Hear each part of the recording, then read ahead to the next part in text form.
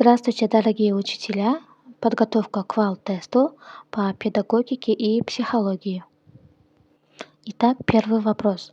Школы 21 века должны помогать ученикам развивать вариант А — исполнительность и гибкость, Б — ответственность и организованность, С — самостоятельность и самобытность, Д — терпение и настойчивость.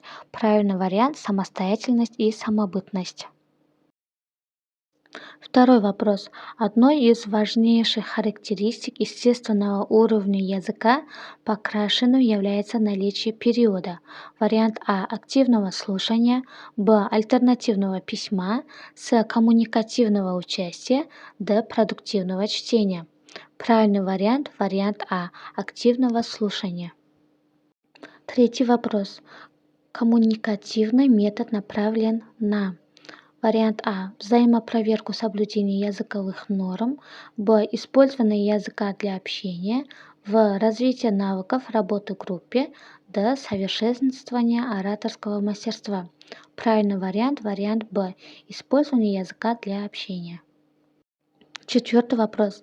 Знание структуры предложения составляет вариант А — грамматическая компетентность, Б — коммуникативная компетентность, В — естественный подход, Д — метод физического реагирования.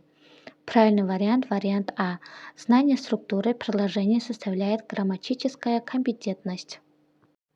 Пятый вопрос. Ролевая игра при изучении языковых дисциплин по Крашену является появлением. Вариант А — коммуникативного метода, Б — метода имитационных игр, В — метода физического реагирования, Д — ситуативного метода.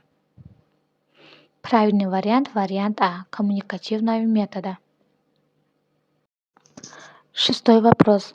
В руководимом чтении учитель стимулирует процесс мышления учеников посредством вариант А — использования предметов и действий, Б — точной постановки вопросов и поддержки, В — разработки критериев оценивания, вариант Д — ролевых игр и постановок. Правильный вариант — вариант Б. В руководимом чтении учитель стимулирует процесс мышления учеников посредством точной постановки вопросов и поддержки. Седьмой вопрос.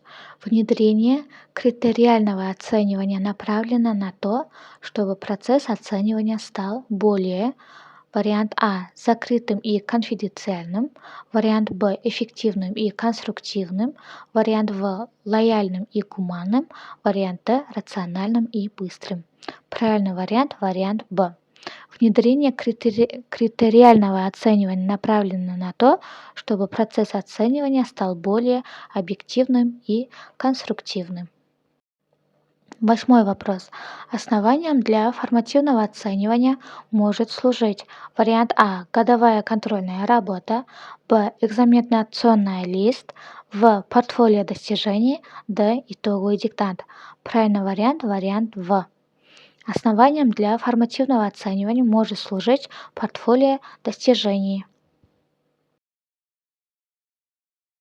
Девятый вопрос. Суммативное оценивание предназначено для выяснения, насколько учащимся усвоено содержание темы, раздела и выработаны навыки в соответствии с вариант А — ожиданиями учителя, вариант Б — результатами одноклассников, вариант В — требованиями учителей, вариант Д — целями обучения. Правильный вариант — вариант Д. Суммативное оценивание предназначено для выяснения, насколько учащимся усвоено содержание темы раздела и выработаны навыки в соответствии с целями обучения. Десятый вопрос. Эффективное планирование урока позволяет учитывать потребности. Вариант А — программы предмета и учащихся, вариант Б — содержание образования и учителей, вариант В — программы развития и общества, вариант Г — стандартов и учебного сообщества. Правильный вариант — вариант А. Эффективное планирование урока позволяет учитывать потребности программы предмета и учащихся. Подписывайтесь на канал, запоминайте новые вопросы с ответами, включите колокольчик. Скоро выйдут новые видеоуроки с главными вопросами по педагогике и психологии и по другим предметам.